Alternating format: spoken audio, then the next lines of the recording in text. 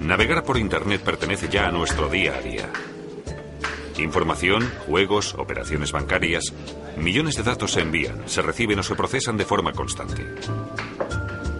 Y hacerlo resulta tan fácil que todo el mundo puede orientarse en esta red universal. La tecnología que lo hace posible es la World Wide Web, que es, junto al correo electrónico, la aplicación más usada de Internet. Y por muy increíble que pueda parecer, le debemos esta tecnología revolucionaria a un único hombre, un programador fantástico, Sir Timothy Berners-Lee. Sir Timothy Berners-Lee y la World Wide Web. Timothy Berners-Lee nació el 8 de junio de 1955 en Londres. Sus padres formaban parte del equipo que construyó uno de los primeros ordenadores controlados por programas, el Mark I de la Universidad de Manchester. Un día, cuando llegué a casa después del colegio, recuerda Berners-Lee, mi padre estaba leyendo un libro de investigación cerebral. Buscaba remisiones que pudiera llevar a cabo un ordenador, estableciendo el mismo tipo de relaciones y asociaciones que el cerebro humano. Y de esa forma, vincular cosas con una característica común, aunque aparentemente no tuvieran nada que ver unas con otras. Por ejemplo, el diccionario define caballo como animal del orden de los perisodáctilos, pero una persona puede asociarlo a una figura de ajedrez. Lo mismo pasa con el potro, que a su vez puede asociarse a los moretones de los años de colegio. Cuando los textos se enlazan de esta manera, hablamos de hipertexto.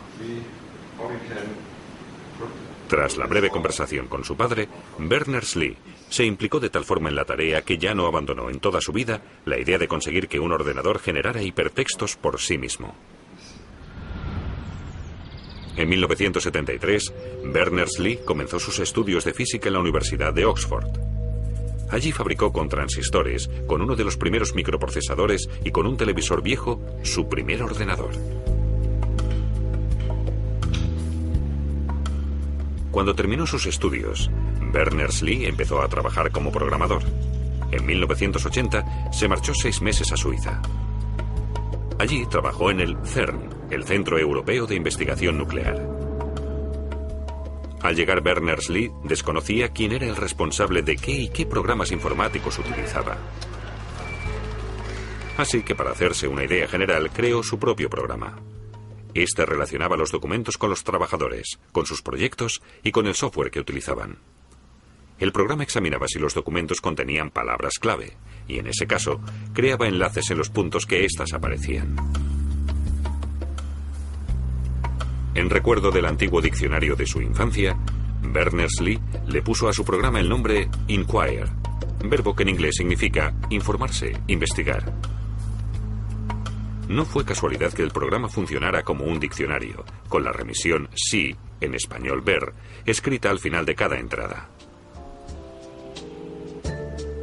Los enlaces del Inquire llevaban a un listado de otros documentos con las mismas palabras clave. En inglés, los enlaces se llaman links, y como los enlaces del Inquire se basaban en el principio del hipertexto, se denominaron hiperlinks. Pero el programa de Berners-Lee solo se usó en los ordenadores del CERN y nunca se publicó. Sin embargo, fue la base para la posterior World Wide Web. Berners-Lee no solo quería enlazar los documentos de un mismo ordenador, pretendía conectar los documentos de varios ordenadores de diferentes sitios. Y esa idea desembocará finalmente en la World Wide Web. En esa época ya existía una estructura de red que vinculaba varios ordenadores conectados, Internet, que ofrecía el alojamiento ideal para la materialización de su visión. Los orígenes de Internet datan del año 1957, cuando irrumpió en Estados Unidos el denominado shock del Sputnik. Today, a new moon is in the sky, a 23-inch metal sphere placed in orbit by a Russian rocket. La Unión Soviética fue el primer país en lanzar un satélite al espacio. La sorpresa de Estados Unidos fue enorme. El gobierno estadounidense vio la necesidad de actuar. Ordenaron la aplicación de todos los conocimientos y la disposición plena de científicos de todo el mundo y sobre todo de militares para evitar más situaciones comprometidas. En 1958, el ministro de Defensa estadounidense, John F. Dulles, creó la ARPA, la agencia de proyectos de investigación avanzada para el desarrollo de nuevas tecnologías de comunicación. Paul Baran ordenó la creación de una red informática que, de acuerdo con las exigencias, funcionara aún cuando determinadas partes del sistema estuvieran inactivas. Baran vio enseguida que eso solo podía lograrse mediante una estructura descentralizada, pues en una centralizada solo existe un camino que va de A a B, con lo que si falla el nodo central, la información no puede llegar a su destino. Por el contrario, una estructura descentralizada permite desviar el envío por el punto C cuando el nodo central falla. Había nacido la idea de Internet. En 1969, mediante líneas de teléfono especiales, se cerró por primera vez una red informática entre 4 ordenadores situados en las universidades de Stanford, Utah, Los Ángeles y Santa Bárbara. La denominada ARPANET, la abuela del actual Internet.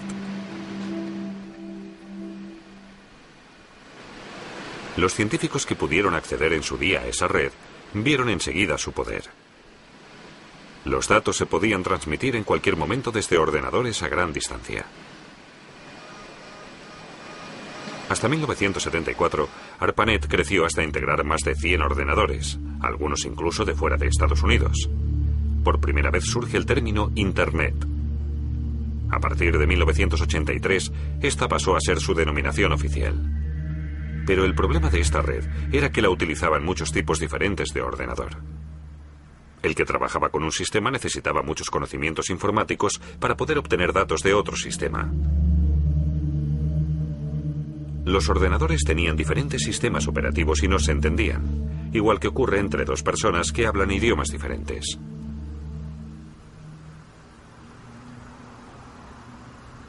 Tim Berners-Lee quería encontrar un denominador común. Todos los usuarios de la red deberían poder obtener todos los datos disponibles, sin importar el sistema en el que estuvieran grabados. En 1984, Berners-Lee renueva contrato en el CERN, esta vez en un puesto fijo. Debía crear un sistema de documentación que permitiera que todos los trabajadores del CERN a nivel mundial intercambiaran y gestionaran fácilmente los resultados de sus investigaciones. Para conseguirlo, Berners-Lee creó los otros dos componentes básicos de la World Wide Web y los denominó así: HTML y URL. HTML es la abreviación de Hypertext Markup Language y URL las siglas de Universal Resource Locator. HTML es un lenguaje que entienden todos los ordenadores y permite crear documentos de texto y también hiperlinks, es decir, remisiones. De la correcta visualización de un documento HTML en el ordenador se encarga un programa denominado Browser. El nombre proviene del verbo inglés to browse, que significa leer u hojear páginas. Y esa es la segunda función del browser. Hojea la red en busca de la información solicitada y después accede a ella. Para posibilitar este acceso, todos los documentos deben tener una dirección única en la que podamos encontrarlos. La Universal Resource Locator, o URL, creada por Berners-Lee. Una URL empieza por las letras www de World Wide Web. Después va el nombre del ordenador en el que están grabados los datos que queremos, lo que normalmente se denomina servidor. Al final de la URL se escribe el tema concreto sobre el que queremos información.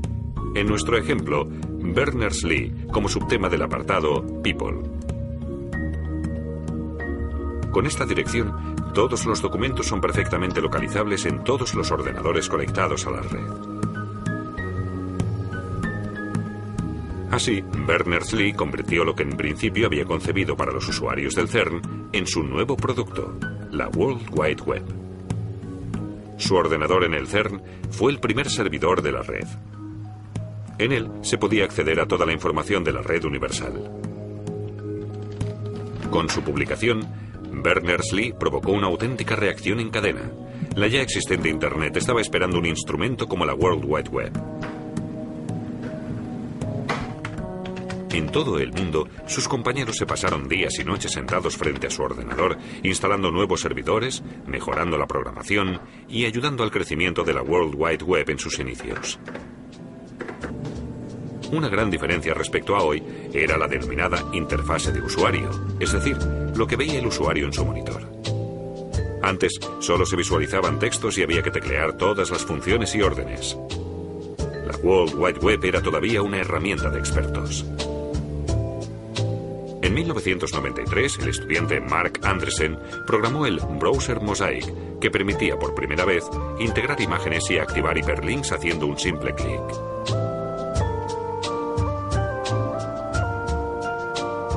Un año después, su browser salió al mercado con el nombre de navegador. Su concepto orientado a la pantalla revolucionó la World Wide Web.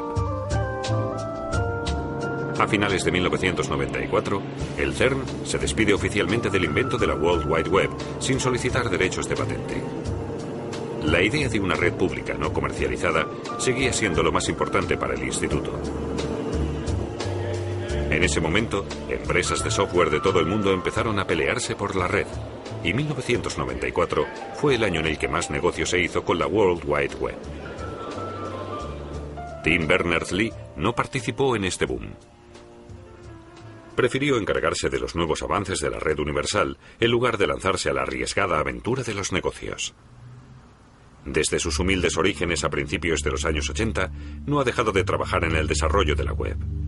Desde 1994, el número de usuarios ha aumentado exponencialmente, de tal forma que en el año 2000 ya había 2.500 millones de páginas web. La tendencia sigue en aumento. La creciente oferta y el fácil acceso han cambiado notablemente nuestro concepto de la información. Si algo está en Internet, automáticamente se da por hecho que es cierto. Muchas veces erróneamente. Esta espectacular foto circuló mucho tiempo por la web, acompañada de la información de que estaba nominada a la mejor foto del año 2002. Pero se descubrió que era falsa. Se supo que era un fotomontaje y que tampoco estaba nominada. Esas informaciones falsas en la red universal se han denominado hoax, que en inglés significa engaño. Pero junto a estas mentiras ingeniosas, en la web también circulan mensajes falsos que pueden tener consecuencias graves. En algunos, por ejemplo, se solicita a los usuarios desde una página falsa que faciliten todos sus datos bancarios. La producción justo a tiempo, que gestiona todos los materiales mediante camiones, sería inimaginable sin la World Wide Web, así como la globalización con todas sus consecuencias negativas. Como consecuencia de la red, también podría surgir una sociedad de dos clases. Los que prefieren seguir documentándose a la antigua usanza pueden encontrar la información que buscan en infinidad de libros de consulta, o pueden no encontrarla a pesar de haber invertido muchísimo tiempo. Online, la búsqueda es más rápida. Solo la enciclopedia Wikipedia ya ofrecía a los 4 años de su creación más de 290.000 entradas permanentes y actualizadas, todas ellas con enlaces internos a otros temas relacionados desde la A hasta la Z.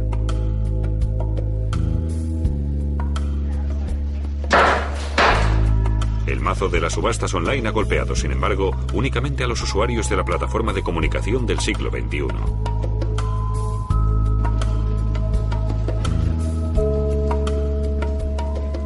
Su creador, Tim Berners-Lee, ha recibido premios estos últimos años. En julio de 2004, la reina Isabel de Inglaterra lo nombró caballero. Él se muestra más crítico ante la creación de la World Wide Web. Una vez, cuando le preguntaron si la red universal nos había hecho más listos, respondió: en realidad no, pero estamos mejor comunicados.